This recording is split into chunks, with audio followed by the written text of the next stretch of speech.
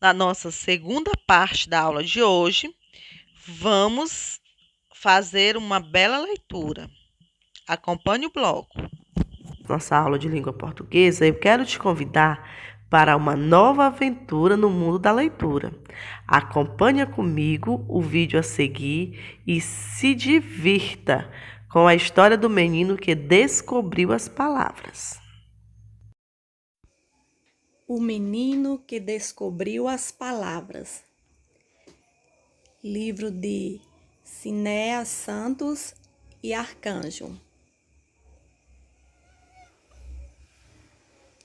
Era uma vez um menino que, ainda bem pequenino, descobriu, todo contente, que palavra é que nem gente. Umas são festas e alegria, como palhaço e folia.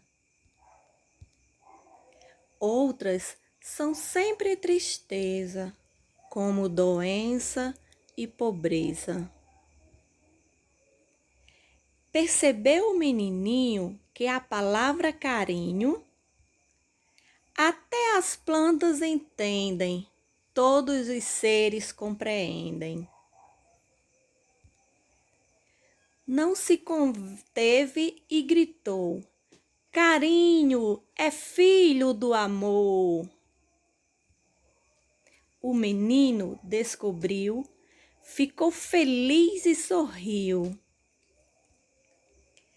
Que algumas são brilho, luz, como a palavra Jesus. Outras são dura verdade, como tempo, dor, saudade. Palavras pura beleza, como homem e natureza. Palavras só emoção, como poesia e canção. Descobriu que a mais querida é sempre a palavra vida. O menino então dormiu e uma palavra o cobriu, lençol que não é de pano, feito de paz e de sono. E então, você gostou da história? Eu me diverti bastante com a descoberta das palavras. Descobrir as palavras é algo muito especial na vida de muitas crianças. Por isso, vamos compreender o livro agora. Qual é o título dessa história? Você já deve saber, né? Que título é o nome da história. Então, o nome dela é O Menino que Descobriu as Palavras. É essa a história contada no livro, por isso que ele recebe esse nome. Quem é o autor dessa história? O autor dessa história, ele é piauiense, ele é aqui de Teresina. O nome dele é Cinéas Santos. Ele escreveu junto com o Arcanjo, que foi quem fez os desenhos para essa história. Qual o assunto? O assunto de uma história, de um livro, é daquilo que o livro fala. Ele fala sobre a descoberta das palavras, de como o menino descobriu essas palavras e a importância que ela tem em nossas vidas. Ele descobriu que uma palavra pode vir de outra até, né? Surgir a partir de outra. Quem é o personagem? Personagem quem participa da história. E quem participa da nossa história é o menino que começou a ler e descobrir as novas palavras. Eu espero que você tenha entendido que ele descobriu porque começou a ler. Para que essa história foi escrita? Qual é a finalidade dela? Para narrar um fato, ou seja, contar a história do menino que descobriu as palavras a partir da leitura e que ficou muito feliz com a descoberta de cada palavra. Mas o que foi que o menino descobriu de verdade? Ele descobriu que as palavras são como gente. Quando ele diz que as palavras são como gente, ele está relacionando, comparando as palavras com as pessoas. E por que que as palavras são como gente? Você já parou para pensar? Vamos pensar comigo?